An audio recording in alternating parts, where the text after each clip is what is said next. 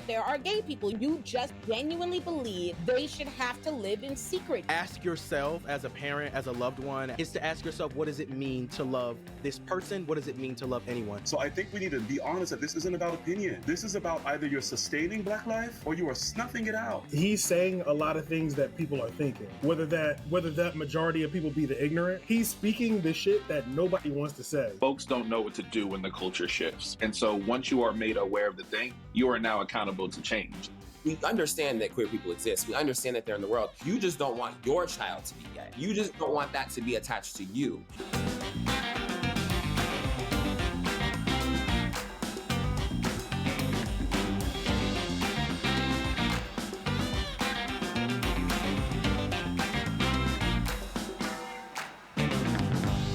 Hello, beautiful Black people.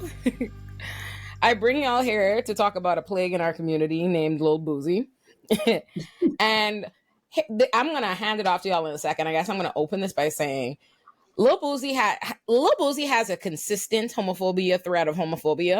And I am not somebody who generally subscribes to the when people are being homophobic, be like, question their sexuality. That's why, because I believe hate can just be hate. Hate is not always like hidden in something. However, Lil Boosie is specifically, when he was on that Lil Nas X thread, I remember a specific paragraph I read from him complaining about specifically saying suggesting that Lil Nas X is tempting. Like his reason for why he has this beef and problem with Lil Nas X is there are all these boys and men trying to be straight. That's what he said, trying to be straight. And then they got to see Lil Nas X.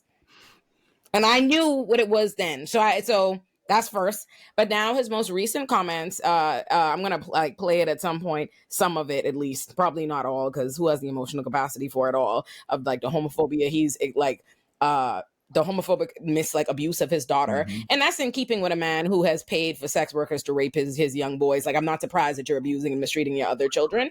But I think my greater issue is the fact that refused to let Lil Boosie go. And not only did refuse to let Lil Boosie go, I believe that Lil Boosie is an example of like Tory Lanez, who the community has decided to embrace more after they be f***ed up. Like, you didn't love this way, and then he got to be a really loud, problematic character, and now you love this f***ed up. And I think that is a greater problem to me, the way people want to defend this homophobia. It's like Lil Boosie does these things that are just so outright abusive and fucked up, and usually towards his own children. They're usually built out of a hatred he has for his own kids. I didn't even know his daughter was gay until she's basically like, oh, this is a continued thing. That's why this outspoken homophobia, so to the room. Yeah, I want to address the first part of what you said first, because obviously hyper homophobia does not mean that you are also queer, right? That people can just be hateful. I 100% agree with that. But I do think that Boosie is a particular case, and somebody does need to do some investigative work, because I remember watching the video, and during the video he said, so many women are out here battling with women on Instagram. You got to battle with all these women. And now why you want to battle with a man? Why you got to battle with a man? And it's like, the implicit message in that statement is that you believe that these femme-presenting men, that these non-binary men, right? Or even that these trans women, because we know that a lot of times homophobic men do not make a distinction between gay men and trans women, right? You believe that they have the capacity to attract straight men, right? Or what you would deem straight men. You believe, the implicit statement is that you think that these people are attractive. And I think somebody really needs to get him to say the quiet part out loud. I don't know if he's queer or not. I know that he has a disgusting relationship with sexuality, because of what you said at the beginning of this video. But I do think that it's a little interesting. I won't say what he is, because sexuality is a matter of identification, right? Sexual activity does not equal sexual identification or orientation. But he's a very curious man, I'll say. Can you speculate just for shits and giggles? Herbie said, no. I am a responsible person. Herbie said, no, I am unable to participate in that. Actually, Savannah, slow down. Savannah, slow down. No, not right now. Look, okay. That was an exercise in responsible content. Media training. No, actually. There you go. Next question. Thank you.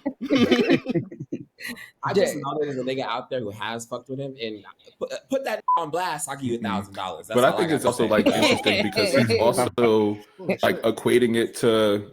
He continues to talk around it being a choice, and then he's also equating his daughter's sexuality around how she can contaminate. And I think that's important to like think around that because he thinks you can like spread the gay, right? And I'm just like, it's not how that works. Because if that was the case, everybody seeing a bunch of straight shit growing up would inevitably be straight. That's not how it happened, right? And so I'm always like super interested, especially like when he was talking, this comment ended up coming up because he was talking to Carisha on a live Revolt show in Atlanta, Georgia. And I'm just like, Carisha was like, why are you always in gay people's business? And then he was just like, well, I'm going to talk on not, because I had to write this down. He said, I just speak on what I disagree with. And I said, oh, well, there goes the comment right there. And so the audience is having like very visceral reaction as this thing is happening. But I'm like, Carisha being the one to ask the question, I said, girl, you're being messy, but you also don't have a track record in terms of your own homophobia. But secondly, you already knew how he was going to react. Like there's going to be an actual thing that goes on. And so like, for me, I'm like, nah, dog, not today. And so I think adding that context is important.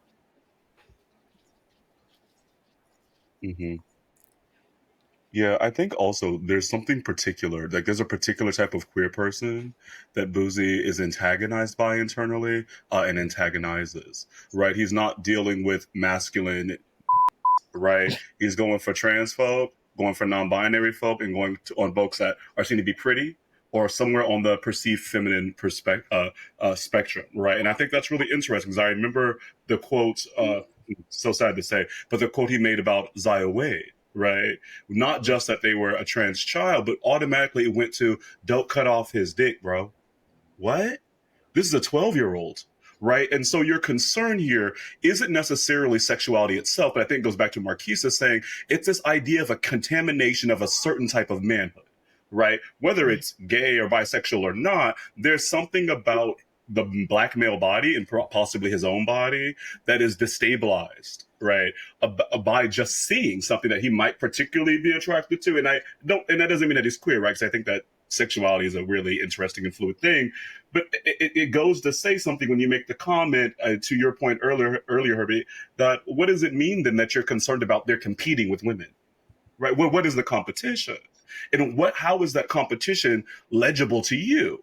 And so in your mind, there's a competition, right? There's a scarcity of beauty. And so for me, it's like, wow, we're really watching you. If we're getting into a little psychoanalytics, we're really watching you work out your own demons on yourself. So what we're talking about is the kind of lack of stability of your own essence, right? Yeah. And that is nuts. You know, it's interesting. It's because they're afraid, right? Like everything based on what it communicates is like, I'm afraid of the idea that like people will perceive me in this way, like my sexuality and my masculinity would be perceived this way. And what angers me is that I might have this attraction to these people, and I believe that then reflects negatively on my sexuality or my masculinity, and that I'm going to be thought of in this way. And so that is why I am angry at you. And you see it a lot, right? Like not just with Lil Boosie, but even like I was thinking of Benzino, like recently Benzino has I hate that the community like even like treats it like they're catching people talking to trans women or anything like that. But I remember someone put out that Benzino was Benzino's baby mother put it out actually that he was texting or talking to a trans woman. And so Benzino went to like deny it and like completely like, not true. So the trans woman put out the actual truth, and then she posted like all his audio notes and like text messages of him like threatening to kill her, basically being like, oh, you don't understand, it's not you who's gonna look bad, it's me, because people are gonna be like, oh, why are you with a transgender, da da da da da da. And then he goes on this whole tirade about wanting to kill her. And the thing is like people move on, like it's drama, and I'm like, that's real life serious, because I'm like, there's a reason why trans women, particularly Black trans women, are at the highest rates of violence and murder. And the fact that people see it as like, this is a normal way for you to react. You know what I mean? Like, this is a normal way if a man perceives somebody is questioning sexuality, or everybody like relates more, like they find it more relatable, the rage or fear that a Benzino would feel about like, oh, everybody questioning their sexuality. Like, it makes sense. Like, oh, y'all lying, y'all this. Is always this idea. Like, people are always trying to paint this idea that like trans women are going around deceiving straight men. And that's not true. And that is often, and who are the people that are like, re-emphasize that are men who want to be perceived as straight, who are embarrassed, who are concerned about their sexuality and all of these different things, yada yada yada, who go and then like put out this narrative that they're being lied to, that all this is happening, and then that's used to justify violence against trans women. And I don't know. Yeah. I feel like the most dishonest part of this whole conversation is that queer is a contagion, that queerness is contagious. Because the argument just never holds up, right? Like this mythos that people are going to catch the gay, to Marquise's point earlier, that like we're consuming so much straight, heterosexual, cis-normative content on a daily, right? Most of the folks in our family are cis hetero. What is it, like 7.6% of the population identifies as LGBTQI plus, right? Yeah. That is up from like 10 years ago when it was around 3 to 4%. And I think that's because people are feeling a little bit more comfortable to say who they are or to report who they are. But it is still such a small fraction of the population. So this idea that sexuality, and I just did a video on it on my channel where I was talking about this whole Boosie thing. And a lot of people were like, oh, I love you, Herbie, but I'm going to be honest with you. Like, you know, young minds are impressionable, and like people can, you know, it is contagious to some extent, right? And people were trying to get in they pseudoscientific bag of me. And I'm like, well, sister, no. If sexuality is contagious with the amount of indoctrination that so many queer folks who live in a Christian nation, right, have to, or just a religious nation, have to consistently engage with, why wouldn't we catch that form of that form of sexuality that's easier to navigate life with, right? That would cause less friction, less contention. So I don't think it's really a fear. The more I think of it, I'm like, they know that doesn't hold weight, right? It doesn't take much to say 1 + 1 is equaling 11 here. I think the real fear is a fear of normalization, because if these folks are normalized, then that means that I'll have to accept them publicly, because then I'll be condemned. And that's why everybody's like, oh, the gay community has so much power. Y'all say something and people get canceled. And it's like, well, no. That's what it is. No. Fear of comfort. Yeah. I'm sorry. Yeah, fear of comfort. I would agree.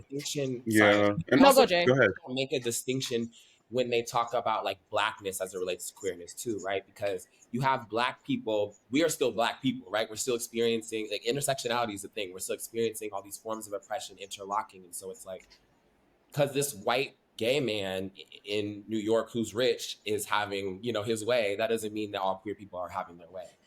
And then I also think about like, yeah, like Boosie engaging with Via Wade that way was crazy. Like, that's a child, and you're talking about her genitalia. Like, that was so strange to me. And then this coming kind of like full circle with his own child, and like understanding the violence, I guess, that he looks at queerness with, particularly towards children, is kind of insane to me. Like, I can only, because, you know, his daughter only spoken about this like once. Like, she hasn't really been vocal about that, and I can only really imagine. Well, I think it's also. Oh, go ahead. Insane. Yeah, I mean, I think it's. Go ahead.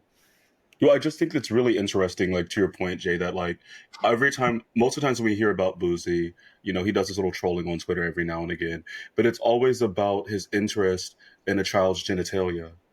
Right? It's always about his interest in a child's sexuality or sexual activity. Or we're also hearing about him forcing a child to engage in sex acts with someone else, like getting a prostitute for your underage child. That's sexual assault, right? And not only is it sexual assault, you have compelled this child to engage in sexual activity in order to send a message about your own virility. Right. So like that's a different type of sexual violence and sex trafficking that I don't think that we talk about. And again, children can't have sex. Children are molested. Right. So and even when we talk this about Zaya, like this idea of her dick, children don't have dicks and vaginas to me. Children have privates. Right. Like how are you now ushering this language in and normalizing it? But I just wanted to go back to what Olay was saying about this notion, right, of this panic that's coming out here. I think it's important to note that, like, legally, right, the gay panic defense, which is a defense that's been here since the 1700s, where you can say, oh my God, I didn't know it was a man. I didn't know they were trans, or I didn't know I was going to have sex with this person and they were gay. I was drunk. You could kill them. It's affirmative defense. And it's only been banned in 17 states in the United States. That's good law in 33 other states. And so that means 54% of LGBTQ people are living in states where the gay panic defense is still good law, right? And so this idea that queer or non-binary or trans folk are out here trying to trick somebody straight who are usually the worst in bed anyway. Don't even know what the hell they doing. Right? So selfish, cishet men. At the risk of being legally killed, right? And not even murdered, because murder means it's a crime. Legally killed is nuts. It's I think the other piece we got to get into more is like clouding a lot of your homophobia, not your, but their homophobia in safety of the child, right? Like I hear this in the schools all the time. It's the reason I didn't come out as a queer person for a long time, especially stepping into education. And even my students warned me of it because they were like, well, I don't want my parents saying something crazy to you. You're my favorite teacher. And so like even kids see it, right? And so it's a negotiation that we had, but I've heard it of everybody being like, well, when's the right time to teach this? When do we allow this to happen? Like, it's a real thing that's very evident. We see this every day in our communities, yet there's something around when you are visibly queer, right? Like, I know I have the privilege of demonstrating as a masculine presenting person. And so I know I navigate my queerness in a very different kind of way. And so when I hear other people talk around like, oh, we're doing this for the kids, we're saving the kids, I'm like, you don't actually care about kids. You actually care about hiding this thing because you have a personal disdain for it. So don't hide it in the protection of children. Actually say your opinion out loud so we have the opportunity to negotiate how we want to interact with you in these ways. And I think that's the piece for me that frustrates me, because I'm like, don't hide it in the safety of children or the innocence, because a lot of our children's innocence is taken a very long time ago and you don't know how to handle it. And so for me, I always push back of just like, is this in defense of children? Or is this in defense of your own homophobia that you don't know how to deal with when people are visibly queer and you want to prevent it because you want them to be men or you want them to be normal? Like, stop playing in people's faces. So I did like what you said in terms of children can't have sex. They can, how did you put that? Molested. They're molested. Molested, right. So I'm going to go back to what Olay started with. Boosie getting bigger, kind of like the Tory Lanez thing, where he gets bigger after the crime or after the incident, right? I feel like we started hearing, for me personally, y'all can kind of enlighten me, but I feel like Boosie started treading into the waters of speaking on children after he was accepted on such a mass level for his thoughts on the LGBTQ plus, right? So I don't feel like he baby stepped his way into it. He didn't just splash and immediately start talking about children. The don't cut your dick off thing that came a little bit later. Now I think he has, but this is the thing. He's still speaking for, he was boosted up. That is true, because he's saying a lot of things that people are thinking, whether that majority of people be the ignorant, the heterosexual or whatever. Like, he's speaking the shit that nobody wants to say. There's a lot of people who believe that, right? And they might not comment, but they might like his post. They're following him. Like, his followers are up. It's one of those like silent things, like when you become a new black, you're a black conservative or Trump supporter. Like, you might not, like, you're gonna vote Trump in the booth, but you're not about to be like maggot out in the middle of the street. You know what I mean? So he's gonna get that support because there are a lot of people. And you were saying that 7% of people identify as some sort of like queer, right? Or around 15%, around 15. Yeah, like 15%, which is a lot higher than the 3%, which was 10 years ago, correct? Yeah. Yeah. So the marketing, I'm going to call it, I'll say the marketing, right? People are more like comfortable with it now.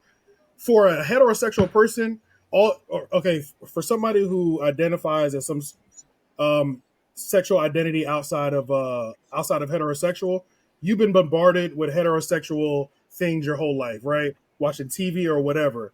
But it's gotten so strong over the last, let's just say, the 10 years that all the heterosexual people are like, what the fuck? I'm one of those people myself where in my mind growing up, I didn't think nothing of a husband or wife on the screen, right? Because to me, that is normal, right? But to somebody else, they might be like, that's not how I see it or whatever.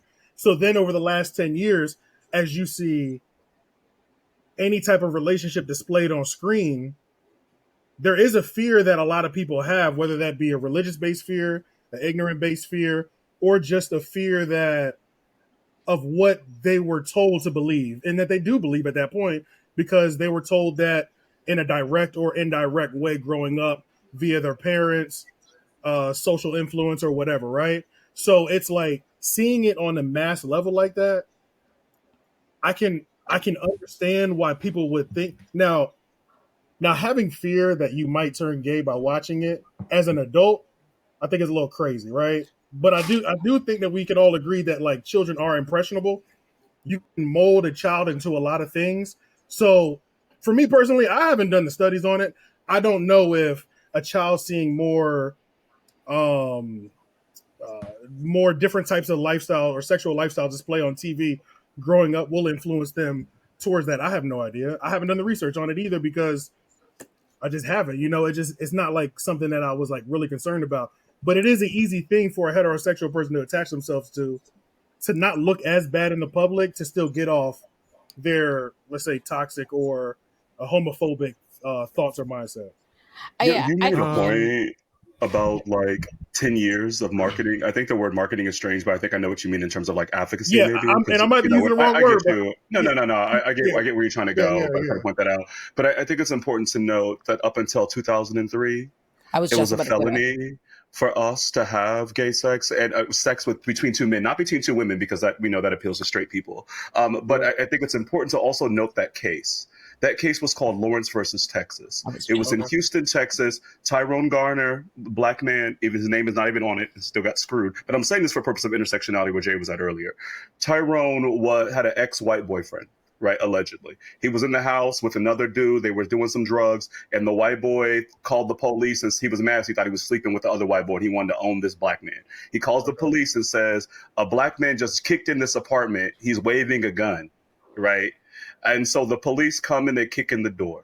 They arrest Tyrone and they arrest Mr. Lawrence, whatever his first name is.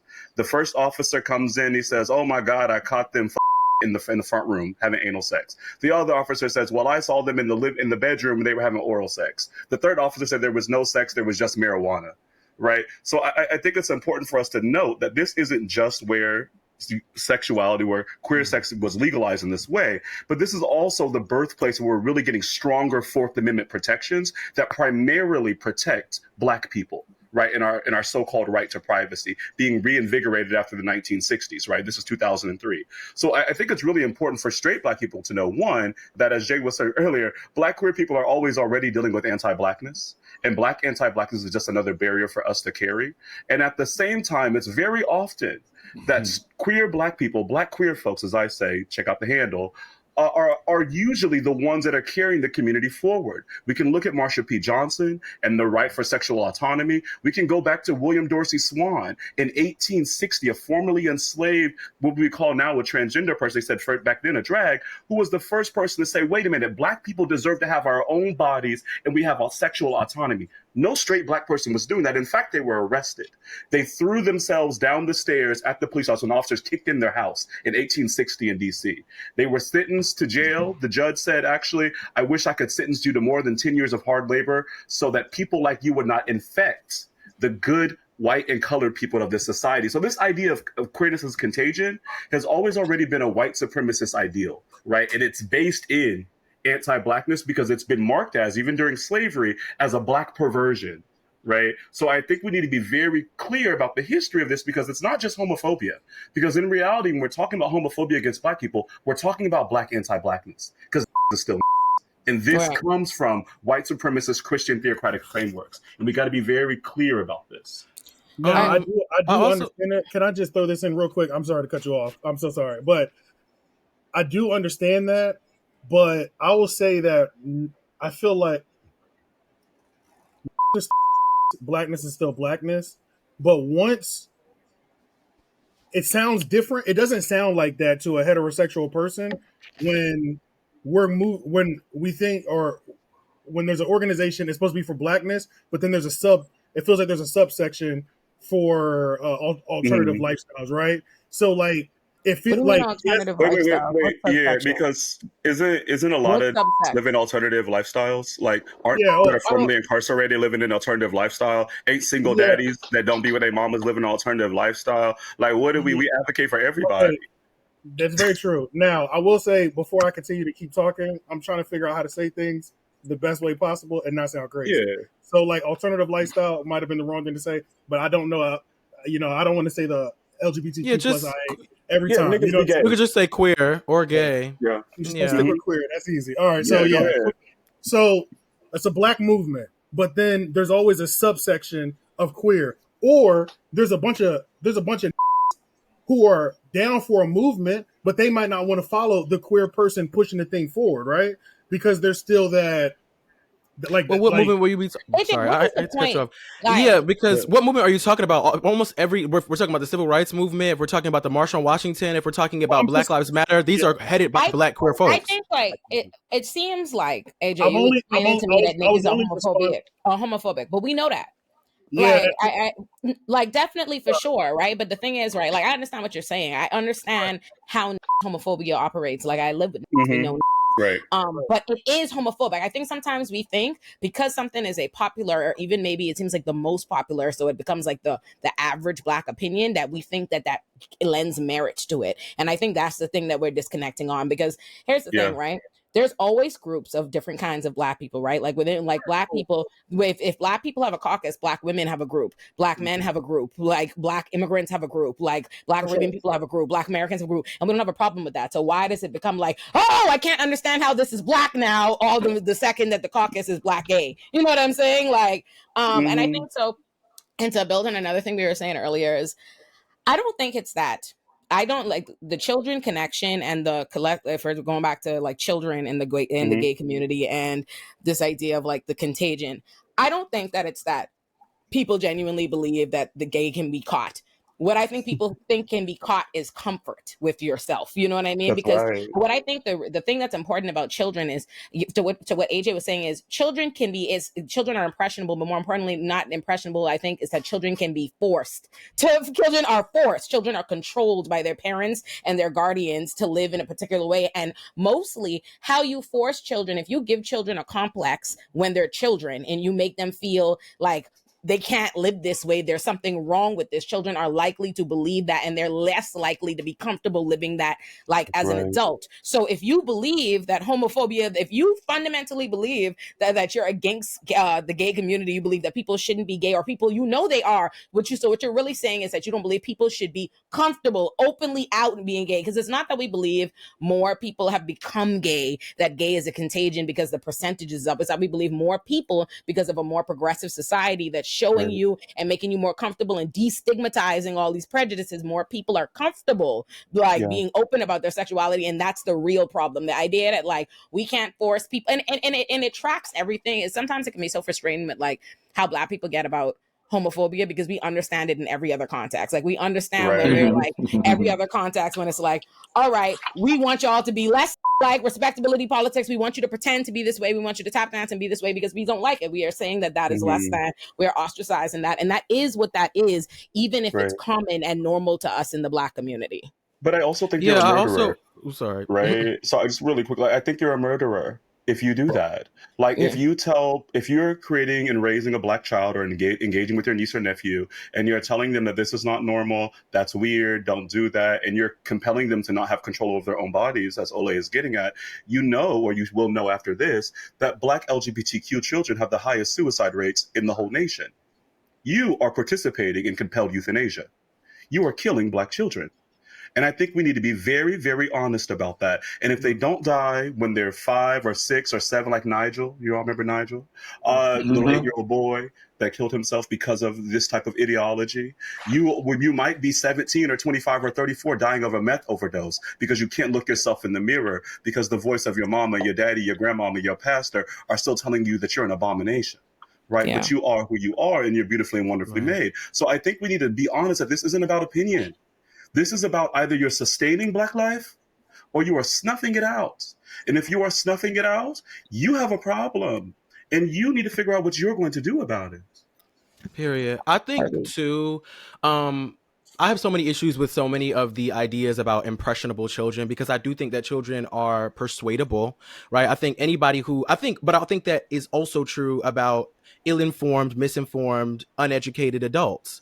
That I think that with a lack of information, a lack of knowledge, you are more persuadable, right? And I think that we're seeing a lot of infantile adults like Boosie giving these half-baked points that are rooted in nothing but fear-mongering and the nastiness of a lot of people's religious ideology or what have you. And I do think it's important to just correct something that it is 7.6% of the United States population identifies as LGBTQ. It's 17% of folks under 30, right? And then that number decreases as you move to different age demographics. But I think that that's important to note, right? That the number is highest amongst young folks, because people then will say, well, look, see, these young people are, more gay or identifying as gay more. So that means that they are impressionable. And I think that it's important to understand that people under the age of 30 were born, 95 and before? Do they even know about the laws that made it illegal for them in the context of men having sex with men, right? Do they even know about the laws that existed where it was illegal for them to have sex with the person that they're attracted to? And I also think back to the point of impressionable, right? I think that I grew up a Christian, right? Black, gay, right? But I had friends who were Muslim. I had friends who were Buddhist, right? And so I would listen to it because I didn't know much about that. So I'm persuadable on that front. But at the end, I come to a whole different spirituality now. But I think that people will give you information about whatever it is that they're doing, or you'll see them live that lifestyle. If that is something that like sparks curiosity in you, you'll inquire. And if it's for you, it's for you. Like, people don't become gay. They don't trip and fall on a dick. It's like, these things you are who you are. You're attracted to who you're attracted to. It should be very that simple. People are like, I don't want my kid to find out. That's the real fear. You don't want your kid to find out, or you don't want to create a context in which they feel safe enough to explore and maybe find out. And it's not about sexuality. And this is the point that I really wanted to drive home, because as a kid, I didn't want to fuck nobody at 7, but I did have a crush on Derek. Hey, Derek. And so that wasn't a matter of sexuality. That's just attraction. And to lie and say that kids aren't attracted to other people is to lie that when you say little fat is kissing on little mama and they both 3 years old with popsicles, it's like, girl, but you understand that these little kids they're just being kids. And the reason why people can't get over the hypersexuality is because in the minds of so many people, homosexuality equals hypersexuality, right? Yeah. Homosexuality equals hypersexuality in the minds of so many people, and they don't see us beyond our sexual acts. We become solely like, that's like, oh, that's the sex community, that's the gender community. So all they do is and if you add GRID, right, gay-related immunity, before it was HIV, it was a gay-related disease, and that's how it was marketed to people. Now, that's the marketing. That's the true marketing. That's the homophobic marketing and propaganda that continually reduces queer folk to our genitalia, our sexual acts. And it's like, girl, yes, we be but we do other shit too. But I think that gets to the larger piece, right? Because even if we bring it back to what Boosie was even saying largely in his comments as well, he also talks around, he doesn't want his sons to be less than men too. So even adding on to this piece even more, it's this idea that queerness is inherently makes you less masculine. And because of that, this means that you don't know how to actually engage with your... Olay, were you about to say something? You said something that made me think of something so interesting, like when you pointed that out just now about he doesn't want his sons to be less than men, because you're right, that's the reason why he hired these sex workers to molest his sons. But what I find interesting is talking about how, like, on one breath we equate homosexuality with hypersexuality, and we use it as this reason to like fare and act like, but at the same time we define like masculinity, like you're the real man if you're hypersexual. Like, how many bitches you out here oh, if you could have a grown woman, this and the next thing. So it's like, what the and then it's even like this idea that like queerness is relegated to submission as well. And I think that's the other piece if we want to get into it. Because a lot of the times, even when niggas find out that their kids are gay, they be like, so you like, are you the one doing the bending? Or are you the one top? Or you the top, right? Sorry, you know, Janice had to come here sometime. She did, I'm sorry. But to bring it back in all reality, I think it is also like super important to name, like, as he continues to have this conversation, and some of the reactions I was seeing from this conversation were a lot of Black people going, well, it's his house, his rules. Because he keeps going, well, she's grown, so I don't want him to bring it around for this, right?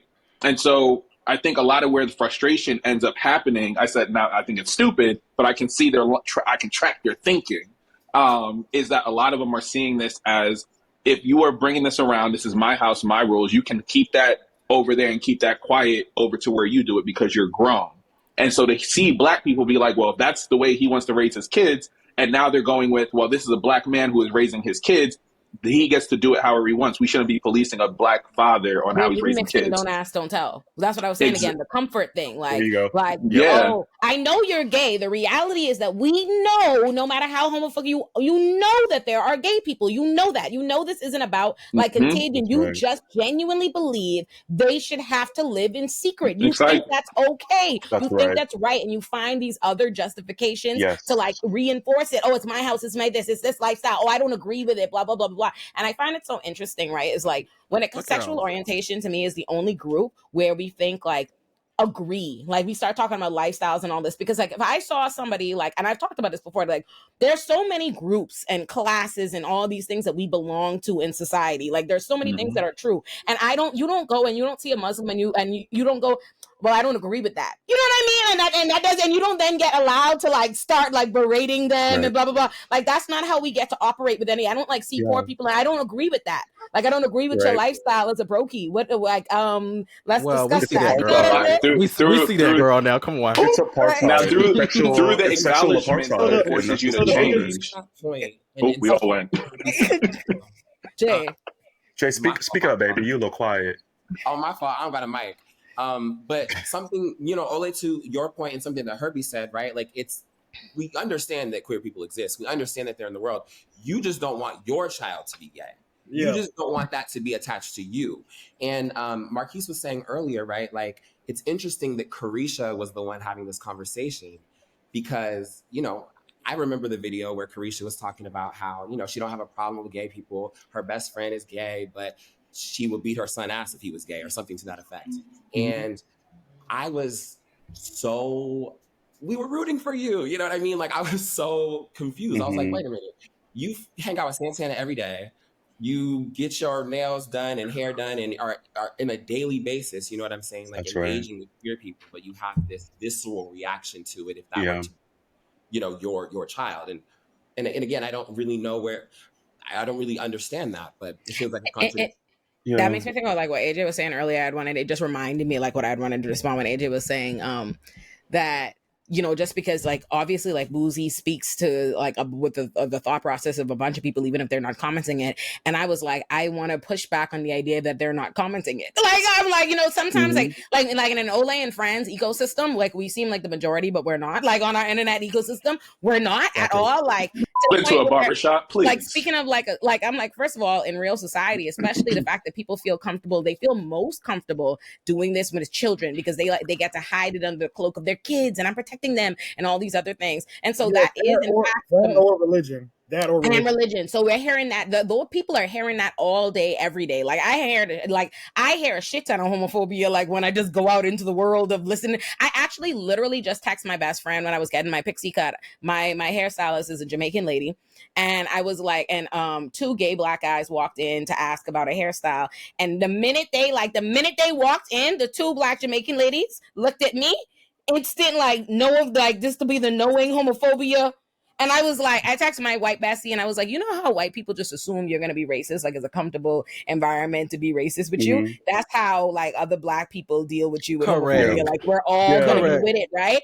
And I'm just like, and speaking of the Hummus and Saucy Santana, like I was actually just looking at this weekend because Saucy Santana's on Love and Hip Hop and I watch all the Love and Hip Hop stuff on YouTube. And every time Saucy be in a scene breathing and the comments are just like, I hate him with that beard and this. I was actually like, oh shit, I realized how like progressive I'd made my circle when I was like slapped back by the level of like just hatred for him in the comments, just breathing, like the way they were so like offended by the concept of a non-binary person. And I'm like, I think we have to remember that actually is what I think a lot like people are, it's the majority. The world is not this progressive. Like we act like the world has become like progressive and nice and soft and politically correct and it hasn't.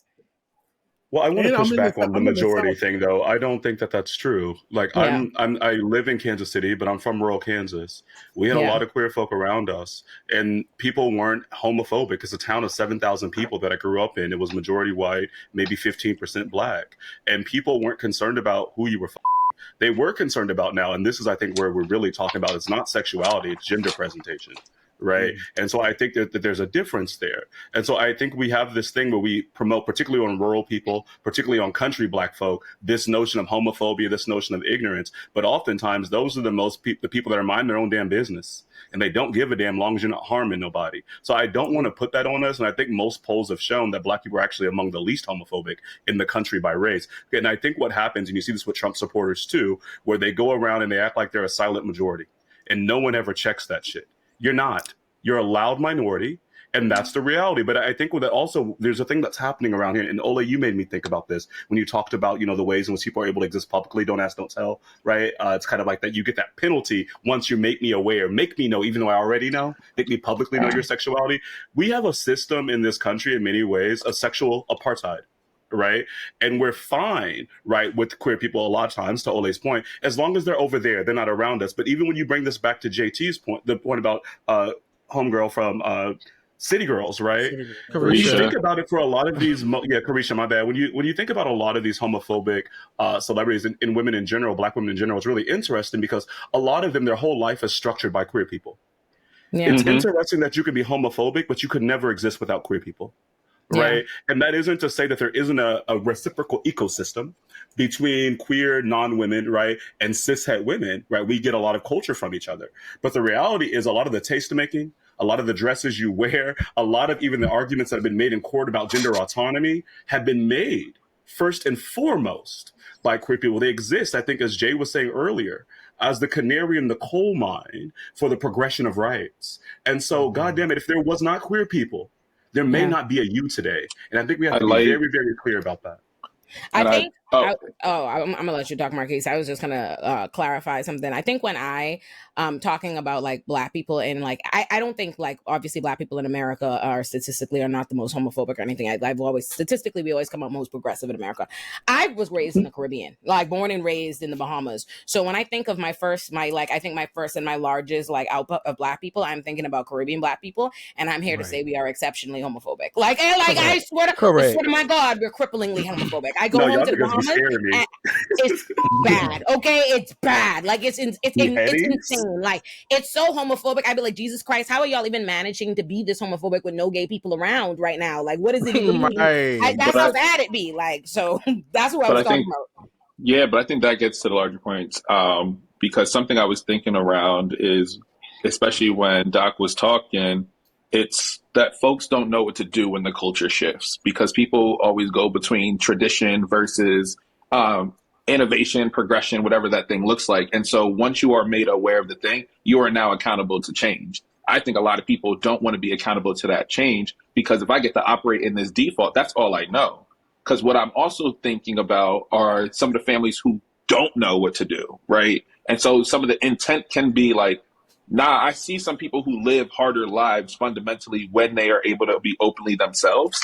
And this is some of the stuff I had to like talk parents through as well, is like, you need to find a balance of what safety looks like. I said, we were talking about Black kids. I'm here in Philly. Like, there are Black kids everywhere. And so even walking out and doing that, but having that intersection, some parents, I'm not saying all parents do it. Some parents genuinely do. I've witnessed parents want to learn, like, I don't know how to fundamentally raise my child. That's right. And so I'm thinking now, even from like, because I'm also not giving them the outs either, but when you are met with parents who want to try and figure out like, what does this mean to affirm my queer child? What does it mean to allow them to exist outside of this hypersexualization of queer folks? It is like, I don't know how to protect my child. So the only way I know how to protect my child is just saying, you need to mask up in order to survive longer than what it is, right? You need to femme it up in order to survive, because we all know the lesbians, our butch queens who are on the corners, and we just ignore them every day. But we know, but they the homegirls, right? But I think it's particularly interesting as we talk around like the raising of children, when we talk around how we need to move and navigate in a way that's healthy. Because I remember the first time I witnessed homophobia, and I love my great aunt. I love her to death. But she called out my older brother and was just like, oh, that baby wasn't raised right. And that's because he walked so I could run, okay, in terms of being openly queer, right? And so when I heard that, I was like, oh, y'all really think it is around how people are raised that is equating to somebody's sexual orientation. And so sitting there and realizing, like, even watching a family member who I love to death, but hearing that at the age of like 12, 13, I said, oh, something's wrong, right? Yeah. And so I had to unlearn that very quick. Well, not quickly. It took me a couple of years. Shout out therapy, whatever. But it was one of those moments where I had realized, I said, y'all have really convinced yourself that raising a child right and a successful child means that they are straight and they are quote unquote normal. But in reality, that's not the case. The reality is you don't know, you don't have the tools to know how to raise your child for the world that they are going to grow up in, and who's and something I struggle with as an educator is, when do I step in to be like, actually, I can give you the tools. I'm not telling you how to parent, but I can give you the tools to show up for your child better, if that makes sense. So that's something I still like and processing and struggle with, but I see that tension happening. That can be a good question that makes me want to ask the group. Like, I want to ask the room, because that makes me think, especially when you say our like desire to like, I want the children to seem normal, because I think that shows up in different ways. Like in the case, like my little brothers are autistic, right? They are autistic. And there's a way, like my family is always talk about like, oh, them being normal, right? Like make them normal. The idea of like, you're trying to help them be normal, you know? And it makes me, and hearing you talk about survival, like them thinking that the way to have these children survive is to like have them hide. And I see that like in the same context of how we do that with LGBT children, we do it the same way with like my little brothers are not the only kids in my family who are on the spectrum. They are just some of the only kids who we can get someone to admit they're on the spectrum. You know what I mean? Yeah. And there's so many kids in my family, and my family not good at, like my immediate family unit with my brothers that are light years ahead of the rest of the family and still very much so far behind the times in accepting that, right? Is this attitude that it's harming the children to admit what like to call it what it is, to call a thing what it is. Like for them to be normal, for them to be able to survive this life is to seem normal, and to be normal is to not like admit or to be a part of any of these groups. And it makes me think, like when I was listening, like there is some level, you know, if you take out like what is the inherent, like the real hate motivated homophobia, there is some, I'm sure there are people, because I feel like I can remember feeling like this as like in college, like, oh, maybe like I wouldn't want my kid to be gay because that would be more problems for them. That's an even harder life for them, right? Yeah, so can you blame a parent for trying to protect their child? That's what I'm about to say is, can we change? What I want to ask the group is, are we able to change some of like this homophobia and this treatment of how we are treating like children in our community if we change this idea of what is needed for survival? Because I think like a lot of parents, especially a lot of Black parents, think of like always want to make life harder for their children. This idea, like on some level, like this idea of making life hard is to prepare you for the world out there, right? Like survival. But what I think my life experience has been is that a lot of the hardest shit that everybody I know seems to be going through are the psychological demons and barriers that they have that only them could see from their like lives and how they've been raised and all these different things. And I'm like, could we have, even if like, forget like changing the inherent your whole heart on homophobia, could we have Black parents having better relationships with their children and being better to their queer children if they change their idea of what they need to survive? Is like, it would be better for those children to survive if you would accept this role, affirm them and make a safe space for them rather than think you need to make them suppress it. Is that possible? That's what I wanted to put to the room. I think that's difficult to do because I feel like there's multiple pieces. It's like multi-pronged, right? Like there's the idea that I'm gonna whoop your ass before the police do, right? Like in the Black community specifically, right? Like that if I do harm to you, you'll understand what harm feels like, and so you'll try to avoid harm at all costs, right? And there's also this idea that like, okay, we can't even speak about it, right? Because power of life and death lies in the tongue, right? So if I give life to this queer identity, then maybe you'll walk in it fully. And even if I come to accept it, people, I'm gonna give these people the benefit of the doubt and say that they understand that the world is homophobic and that they're trying to be good parents and they want to make sure that their kids are safe moving through the world. And so there's this idea like I almost got like baby emotional, right? Shed a thug tear when Marquise was talking about how his brother, who I'm assuming is more queer presenting than you are, ran so they walk so that you can run. Walk so you can run. I mess up that quote every time. It's okay. Right. I'm like, wait, what's I know what you meant. But so yeah, of myself and my siblings, like everybody's queer, right? But I came out, and there's 4 of us, but I came out before all of them because I'm a flaming And so it just is what it is, right? And so my parents are Haitian and Jamaican, and that was a very interesting experience growing up. But here's the thing: when you brought up like people just want I really love that. Yeah, but see, of them, I'm the most. You wouldn't be able to clock really anybody's tea unless they told you. Like you could clock my tea. And so I always come back to this idea of how prevalent femphobia is in larger society, right? Because it's not exclusive to queer folk. People hate women and people hate femme presenting people in general. It's interlocked, right, with misogyny and homophobia. And I always come back to this question of like, how important is masculinity really, right? When they're saying like, I want to protect you, so you have to be masculine, move to the world masculine so that you are safer. But I'm like, what is the utility of masculinity, right? Like, what has masculinity has brought us great things, right? But you know, masculine men have also brought us war, imperialism, manifest destiny, white supremacy.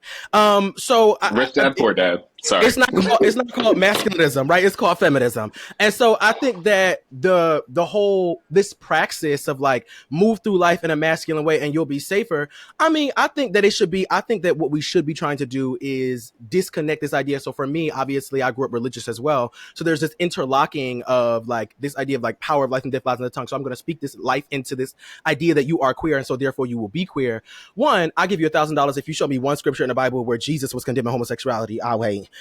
Two, I think that if we can disconnect these two notions of like the spiritual, this idea like I'm gonna whoop your ass before the police do, disconnecting all of these things and just see that like this is who you are, this is who you will be. So I'll be honest with you, like I grew up in the hood, so it had to give just don't let niggas play with you. So feminine or not, you got to be able to get in the paint if somebody plays in your face. And so for me, what's most important is you have to teach your kids to be able to defend. You don't change, right? You just meet people where they are. And if they don't see it for you, well, you meet them in the paint if you got to. And then you move on as who you are. Because at the end of the day, your identity is all you got. So I think if I would have had parents who reminded me that there is strength in standing on business, I did it on my own. They didn't have to teach me.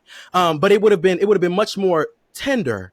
We would have had a much better relationship if they told me like, I support you, I stand with you. And if parents teach their kids like, I'm standing behind you, we support you, but you also can't let nobody play with you outside of you know what I'm saying, in the outside world. But that's why they demonize Dwayne Wade, right? That's the same way that's why they do that, because they're just like, oh, you can't show up this way. Because does this make you look like a better father than me? Does this make it seem like you've unlocked the path to something else? Or is this a question on your own sexuality, right? And so I think that's also a very interesting piece on when support and healthy support and what it should look like begins to show up.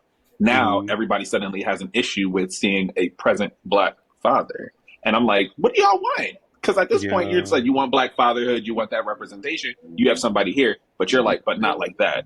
And so that was like the quick point that I was thinking around as we got into that. Yeah, one last thing on the force piece, because I feel like I am a pacifist. Like, I don't be fighting. But what I am saying, but in the words of Needy, we can.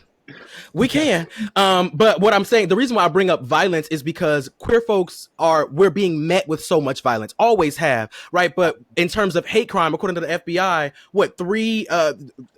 one in every 5 hate crimes have been motivated by LGBTQ or anti-LGBTQ bias, right? And that's as of 2023, right? So after race, after ethnicity and religion, it's queerness that are the most we are the victims of hate crime the most, right? And those are violent crimes. It's not just legislative. Well, it is legislative, right? With over 530 bills in legislation across the over 530 bills being introduced in state legislatures across the United States, right? So there is a legislative battle that we're being forced with. But I think the violence and the whole idea of like don't let play in your face is important because people want to meet you with violence, right? So you have to be. It's not about being.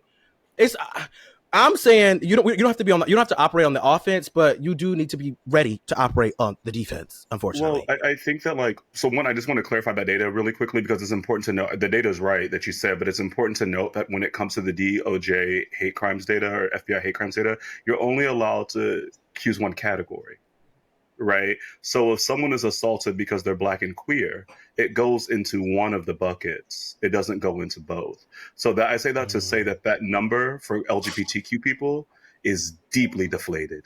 Right. But I think that, too, I think we have to get at the fact that we have a crisis in the Black community that has emanated from slavery, right? And I think that Herbie said it perfectly, right? And my grandmother says it differently. She says, you know, we beat you so the police don't kill you, right? And so this idea that we inure you to harm so you know how to act. One of my favorite professors, Christina Sharp, calls it the violent lessons of comportment, right? How do you act so you do not die? And we have this emphasis from Black people, from slavery to the present, on survival and not on living, not on thriving, but merely existing and surviving. And if our frame for the best life is survival, we never get to the full appreciation and value around freedom. And so I think that is why, and people, you know, this is controversial for Black folks, but I don't give a f. The data is very clear, right? When you spank your kids, it creates dark matter on the brain. It closes their amygdala. It makes them act in particular types of ways. And it also f up their language acquisition and their ability to do math and science. That is child abuse.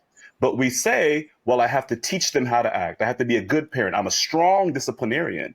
And quite frankly, that disciplinarity that we brag about, we call it love. It's not love. It might be care, maybe, right? But it's not love. This is a reenaction of the overseer on the plantation over and over and over again. And this has always been the debate within the Black community.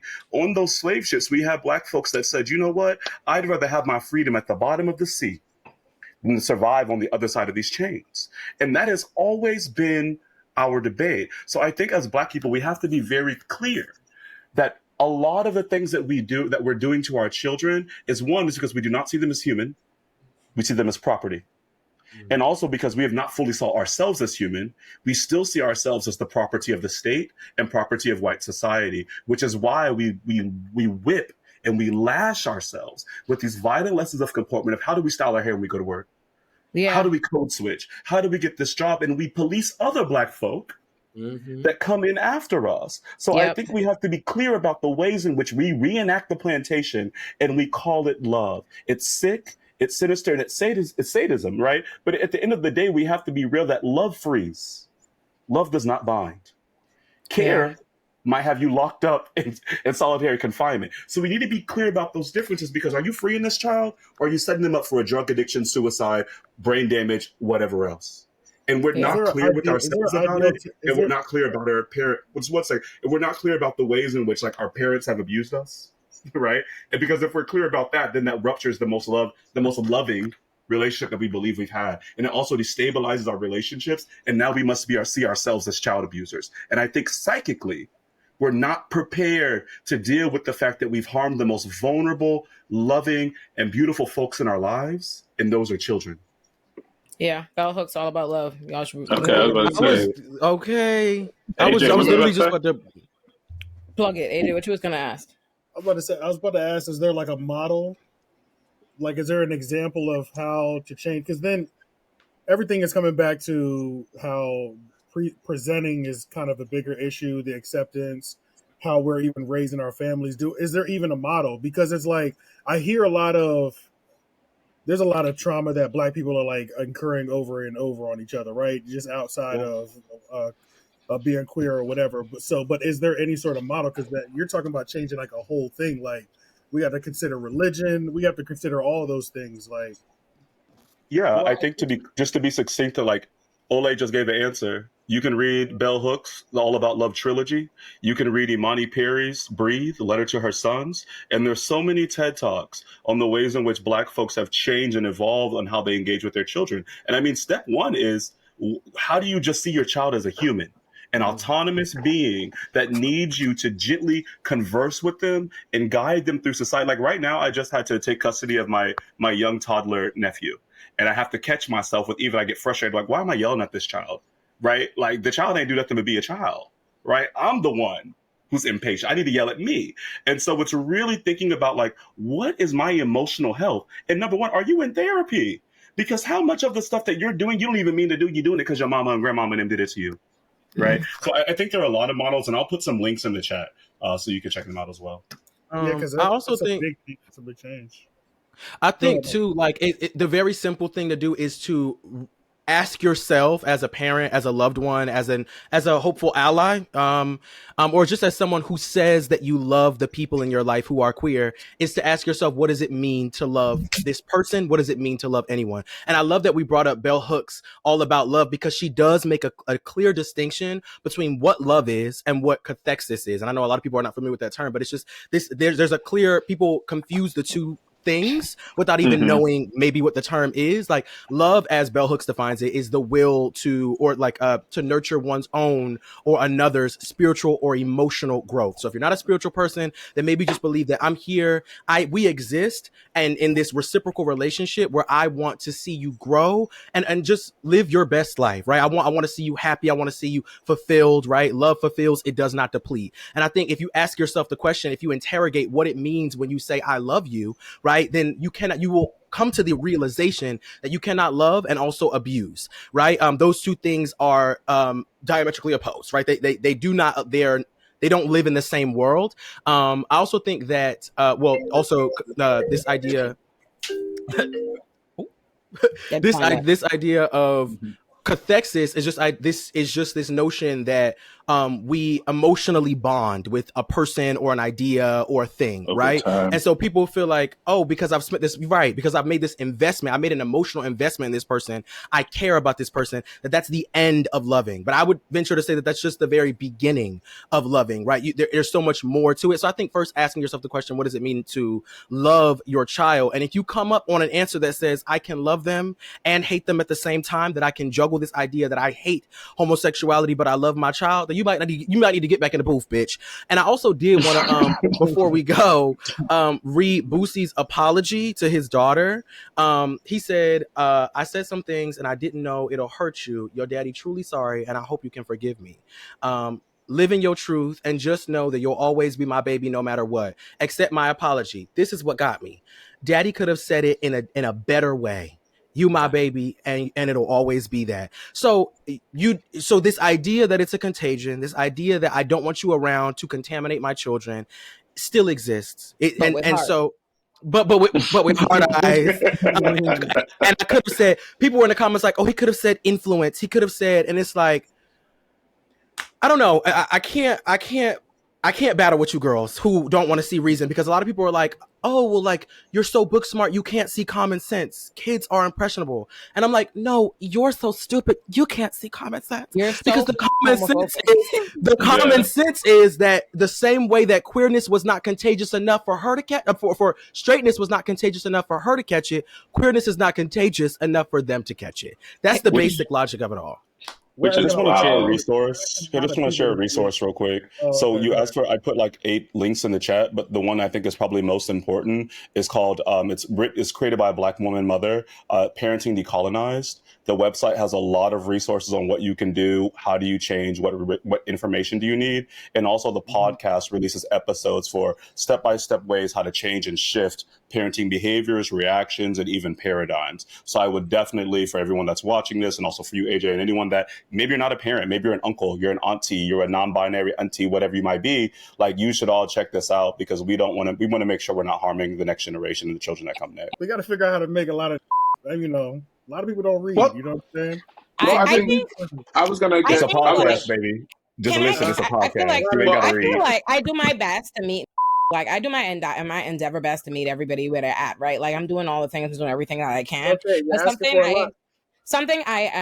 I will just say, we gotta stop dealing with Black people like we are in some way unable. You know what I mean? I feel like whenever I'm trying, we try to have conversations about like what the Black community needs to address issues in the Black community, there's this energy of like everybody wanting to treat Black people like we have no ability to like change, learn something new, do something different, help ourselves. And I understand, like, I really get that, especially when we're talking like about patriarchy, like when we have those conversations, like how overwhelming that can feel, like these larger systems. When we're talking about like these bigger systems, the whole community is like invested in and believes in, and how hard that is to unlearn that and get us to like build something new. I get that. But when it comes to like the topic of children, when people do this, that is actually one of the few times we're talking about some shit you could start at home. You know what I mean? Where you can literally you can affect and change this just based on the way that you decide to learn and show up and parent the children and the families that you create. That cannot be above you. Like that, it cannot be beyond you to learn how to be like a better parent if you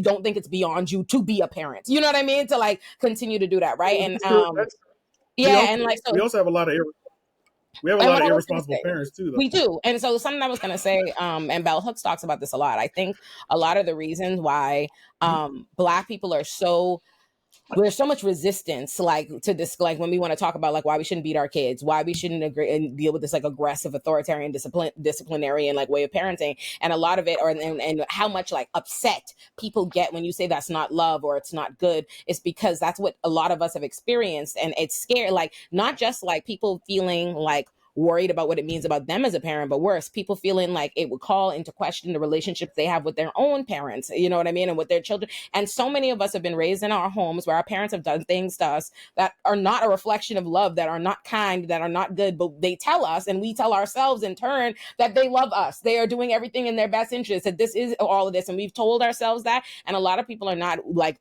willing to reconcile what it might mean, like what it might mean when they revisit their childhood and these things with this new information. And I get that that's difficult, and I get that that's tough, but it cannot be beyond you to do it. So like, I really think like in the case, I get it with some other things. I feel like sometimes I understand I'm handing lofty shit at people, but I really, really am getting tired of Black people willingly having children, having children. And then anytime you want to talk about being a good parent, it's like, oh my God, I'm busy with the day. I think that'll get to the point though as well, because I was like, I don't like when begin to infantilize Boosie and like Boosie as well, as if I said, don't J. Cola, you know how to read, don't do that. But however, I think it is also getting to the point of like, how are we meeting people where they are at? Especially AJ, as I think around your question, it's something we get a lot, because I feel like think that being gay is like this intellectual exercise and gymnastics that we have to go through in terms of like how to make sense of it. No, do you have human decency? Well, right? It's not. And I would say not. Oh yeah, but go ahead. No, you're good. But I would say that I know when I talk to the on the stoop, I don't think people want to inherently do wrong. I don't think people inherently want to be bad, right? However, people have to be humble enough to know how to learn. I think that goes to the point I was making earlier, is like when you are met with new information, you have no choice but to change, right? That's what learning is, right? Yeah, right. And now it becomes a question of like, where's your moral code? What are your ethics? Because I walk past the niggas on the stoop all the time. They know who I am. They know about me. I don't feel the need to have to protect myself. Again, I have the privilege to walk around like that. I'm 6'2" and 240. Very different world that I get to navigate through, right? However, you said what? I said, "Hey, you got hands, probably." And I do. So, but don't sleep on the fighting femmes. Don't sleep on the fighting femmes. Those are the most dangerous people in the community. I knew what he meant. I would never. But okay, never. But fighting femmes is crazy. It's a superhero. It's giving Sailor Moon. No, for real. Like in Atlanta, I watch out for the girls, because the girls, they will beat your ass. They got pepper spray, they got razors, they got hands and heels. You gotta run. Please with the alliteration. It's too much. And he's doing it. But AJ, I would say when you think around because for me, I have friends across the spectrum, and it's the everyday challenges you present to your friends, right? The people in your immediate circle, the people in your neighborhood, those people who are your immediate community. On Twitter don't give a fuck. They're not going to know about me because they're not in community with me, because it's parasocial relationships. However, how many people have you personally been able to challenge? Like, well, why do you think this way? Do you not have human decency? Because we can agree to disagree, but what James Baldwin say, if it's disregarded my humanity, then there's no space that we're going to disagree on that humanity, right? And so we begin to ask those questions more and more, because the more you ask why 3, 4, 5 times, start to stumble over their words, and then they're just like, oh, I'm the asshole, right? And so if your politic is rooted in human decency, then you have no choice but to be able to acknowledge people where they are at. Do I particularly always want to hang around people who are ignorant as no, I don't. because I don't like dumb people. However, do I know how to have human? And immediately, okay. But for me, I think it is important to know, at least if you're in community and you know you have a privilege over somebody else, and you know better, then you encourage people around you to do that, because at the end of the day, what a lot of men do are looking for permission to know how to move about a lot of shit.